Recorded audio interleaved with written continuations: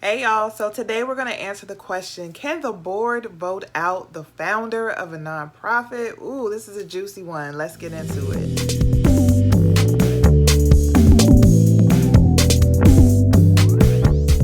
Hey, this is Tiffany with Boss on the Budget. I help new and small nonprofits get up and running as well as raise money for their new nonprofits. And I wanted to tackle this question that I get a lot around voting out the nonprofit founder. So I'm going to break down some things you just need to consider, you need to think about. And at the end, I'm going to give you some strategies to avoid getting into these sticky situations, okay? So make sure you watch until the very end because I'm going to cover that later. So let's just answer the question straight out. Can a nonprofit board basically vote out, or sometimes people will say they'll oust the nonprofit founder? And the answer is yes, that is possible. And I'm going to talk to you about how that's possible and why that's possible. But I also just want you to just calm down a little bit. Don't get so defensive if you're a nonprofit founder, because a lot of people have a lot of worries about that when they start a nonprofit. But I'm going to go over some basic facts that you really need to understand about nonprofits. So the first thing I want you to understand is that if you're a nonprofit doing services in the community, you're doing direct charity work, you are a public charity. So you're a public nonprofit and there's not one single owner. So I want you to remember that as the founder, you don't have any ownership rights to the organization. So whatever is decided, whatever direction the organization moves in, that's the direction the organization is going to move in. And the people who are responsible for guiding that or setting that direction is the board. So if the board as a collective group decides that it's no longer best suited for whoever is the founder to be in whatever position they're in, and if it's the best thing for the organization, then that's just what it is. So I just wanted to be clear that just because you're the founder, that doesn't mean you hold any more weight than any other person on the board. You all still, as a collective, if you're serving on the board as a founder, are making decisions for the organization. The second thing I want to say is that, just like I said before, if you're serving as a nonprofit board member, you have to make decisions based on the best interest of the organization, not any one person, even the founder. That is one of the key duties of board members. And if you want to hear me talk about the 3 key duties of board members, make sure you watch this video that I linked above. But also I talk about it in my board's masterclass so you understand what it really means to serve on a board. So I'm also linking that below. But you have to make sure, in terms of your duty of loyalty, that you're loyal to the organization, not to the founder. And just because you're the founder and you have an opinion about how things should be done, it doesn't necessarily mean that if it's not in the best interest of the organization, that it's going to happen.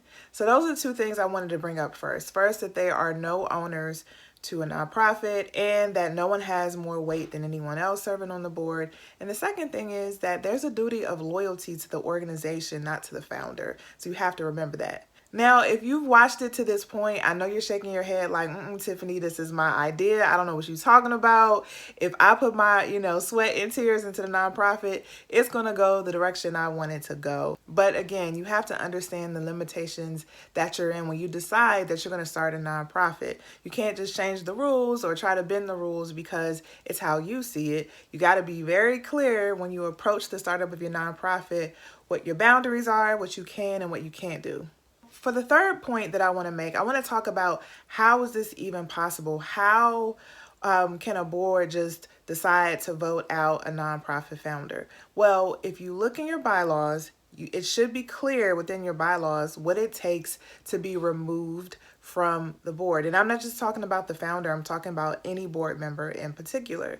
You should be very clear and explicit around what it takes for someone to roll off. You should be clear about what it takes for someone to be appointed or voted into the board, and the exact opposite, as I said before. It's also good to make sure that you have agreements in place so that you have in writing the expectations of you serving on the board. Here's the other thing. If you are a nonprofit founder, it doesn't necessarily mean that you're going to serve the board forever, right? So if your board specifies in its board bylaws terms, so you can only serve certain yearly terms, you can only serve a certain number of times, then you naturally wouldn't be on the board forever anyway.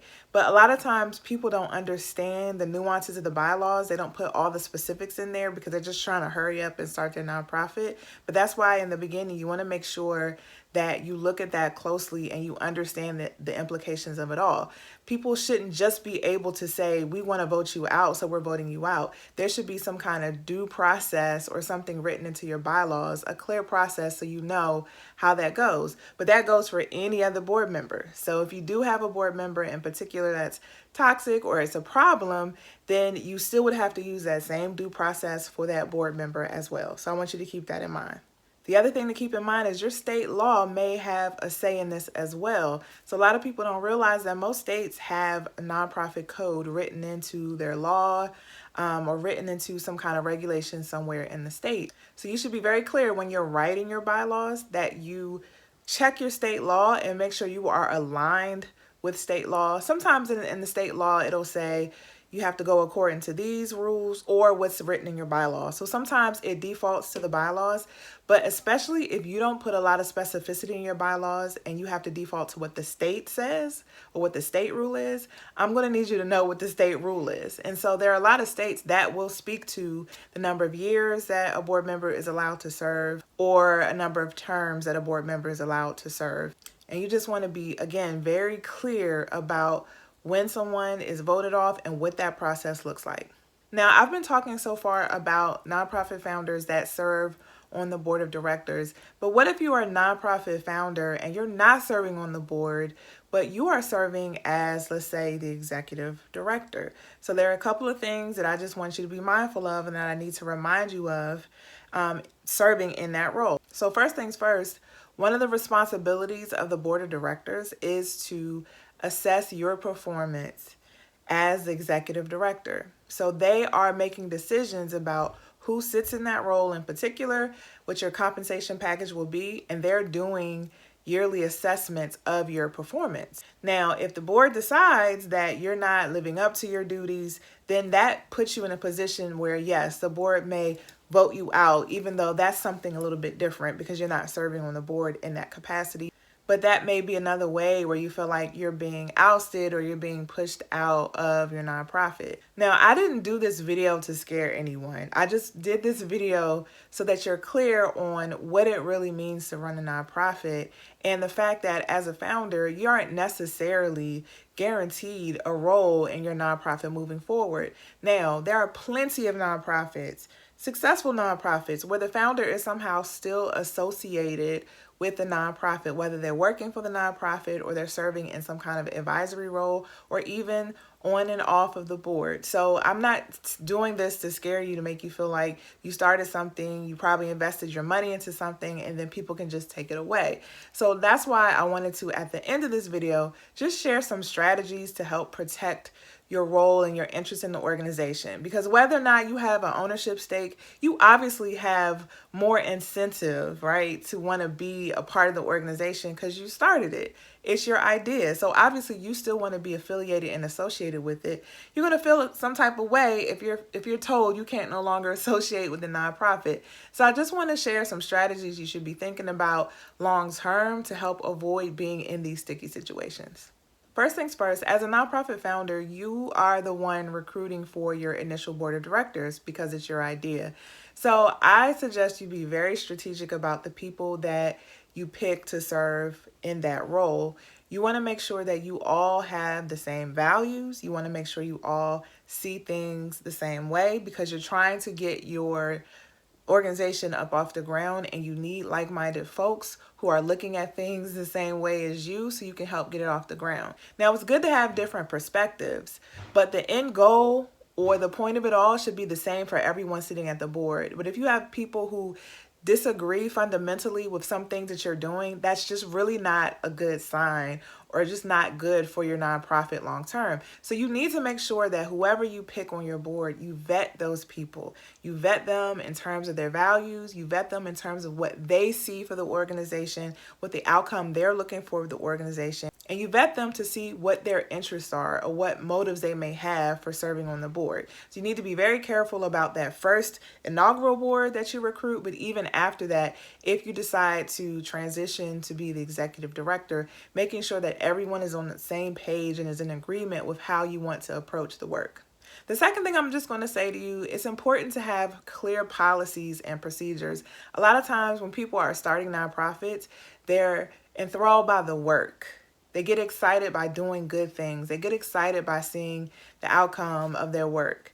And so the paperwork kind of falls to the wayside. The planning falls to the wayside. But you want to be very clear on what your policies and your procedures are so that when you get in sticky situations like this, you have something to fall back on. So if you're serving in the executive director position, then you should have a clear policy around hiring and firing and performance appraisals, right? Performance reviews. There should be clear protocols and procedures for that so that not one person can come in and say, oh, I don't like her. I don't like how she's approaching this. I'm going to, take on this mission to get this person out. When you have policies in place, even if someone tries to violate them, at least you have a standard to go back to that you can use to defend your position. Another example, what I'm talking about is like with your bylaws. You want to be specific in your bylaws about how people are voted onto the board and how people are rolled off the board or are voted off of the board. Is there a process for voting someone out? Is there a process for misconduct? You want to walk that fine line between easily letting someone go and then making it difficult in case people have an agenda or people are trying to drive someone out. Because I'm not going to be naive on this video and act like there aren't situations where people get on boards and then they decide, that they have an agenda and they want to push people out.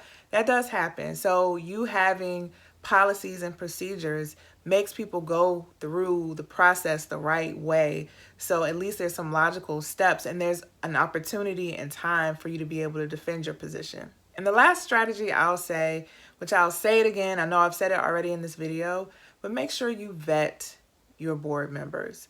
Make sure you interview your board members just like this is any other position. Make sure you ask the detailed questions about why they want to serve. Are they interested in the organizational mission? Why? What's their connection to the mission? Are they willing to exercise their duty of loyalty when it comes down to it? And so if you need help with the types of questions to ask, if you need help with that recruitment process, I do have a board recruitment toolbox, which is linked below if you need assistance with that. But whatever process that you use to recruit, make sure it's a comprehensive process so you can get to know your board members before you decide to vote someone in, okay? And you also want to make sure that there's a nominations process. So once you get rolling on the board and you have committees established, then you're going to have more streamlined processes like a nominations process where your governance committee, for example, is going to nominate people on a rolling basis and you have time to vet and make sure that the right people are coming on board.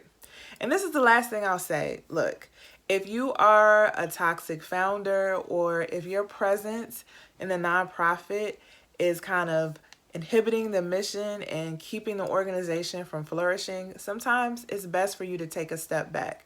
But you don't necessarily have to take a complete step back. You can serve in an advisory role. You can serve on the board as like board emeritus, where you don't necessarily have voting rights, but you still have some position on the board. There are different ways you can still be associated with the nonprofit, even though you may not be serving on the board actively or you may not be an active staff member. But never let your own personal interests or your own personal desires get in the way of the interests of the organization. Because when you start doing that, then the question becomes, are you really operating as a nonprofit public corporation, or are you operating this as it's your own personal business? And it's just not the same. So I want you to keep that in mind.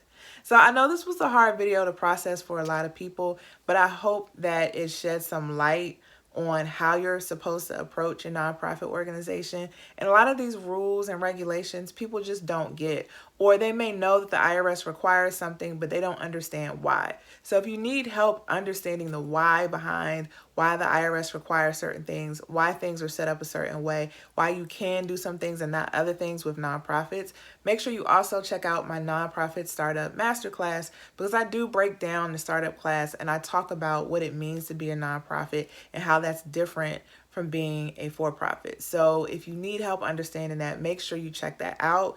I just want to say thank you for watching this video. Thank you all for your support of my channel. If you have questions, make sure you visit me at www.bossonabudget.com. Otherwise, I'll see you in the next video.